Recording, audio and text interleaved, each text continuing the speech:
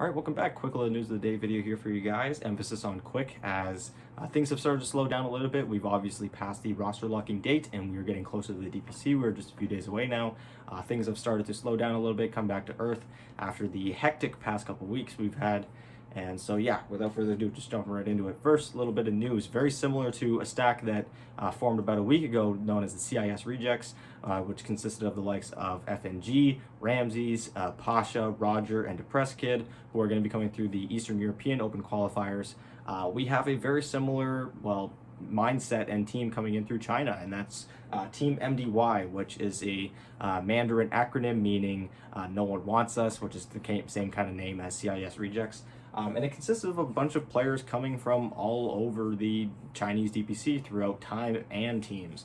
Starting off with City, who hasn't played competitively since 2018. It's going to be nice for, I'm sure, a few people to see him back, as he was a pretty beloved figure back in the day. We have Setsu coming in from RNG, he not having played on RNG for quite a while as well. He did not actually partake in that last season with RNG.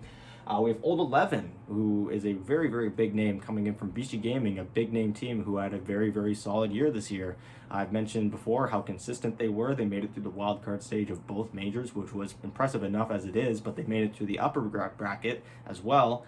And yeah, again, kind of surprising to see the Old 11 left, but he finds himself on a new team that has to come in through open qualifiers. And speaking of big names, they have Kaka coming in previously on Invictus Gaming. Of course, a few days ago, we heard that he was going to be parting ways with the team. His contract ended. He didn't feel like renewing it, or he just couldn't come to terms with IG. They replaced him with Fade, and now he finds himself on this new team, which is huge. And September coming in from Sparking Arrow Gaming. Sparking Arrow, one of those teams that did very, very well in the lower division, but struggled notably in that upper division. So he is still a very, very solid player. He played on a team that did very well in the lower division, so these guys should make it through the open qualifiers. China only has 2 slots open, but geez, with the amount of just star power on this team, these guys should have no problem making it through those qualifiers. And it's pretty exciting to see. They're also being coached by Inflame, who hasn't coached a team since around 2018, 2019, and that was one of the teams from the Royal company who owns Royal Never Give Up and just the team Royal. But again, it's been quite a while since he's either played or coached. I know he's been a big part of the talent scene on the Chinese side. And so, yeah, this is exciting. It's going to be fun to watch them in the qualifiers, as I think it's really nice to see some teams like this in the qualifiers because it brings a lot of eyes to the open qualifiers, which usually go quite silent. We usually don't see a lot of people watching those open qualifiers. And so having a team like this, or like CIS Rejects, or like Talon, is going to bring some people to watch. So all in all, very exciting. And last little bit of news, something I wanted to include yesterday, didn't have space on the board, nor did I really think it was all that urgent. We're going to be having fantasy.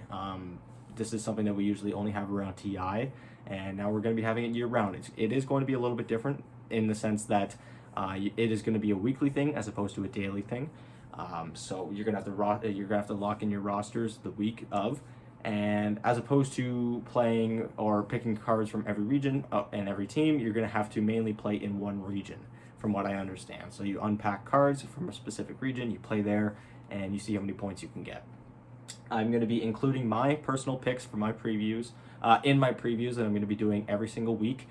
For my upper division previews, weekly previews, I'm going to be doing those on Mondays, and for my lower division previews, I'm going to be doing those on Sundays. So if you don't want to miss that and you want to know what I'm going with for my fantasy, which I was doing back at TI, it was really fun actually having other people basically relay me what they were doing for their fantasy. Feel free to check that out, and yeah, thank you guys so much for watching. Feel free to subscribe. Feel free to join the Discord if you at all want to talk about anything DPC related with anyone else in the community. Again, thank you guys so much for watching. We're almost at 900 subscribers, which is ridiculous. We're getting closer and closer to 1K, which is, again, ridiculous. But yeah, thank you guys so much for watching. I'll talk to you guys tomorrow with another video.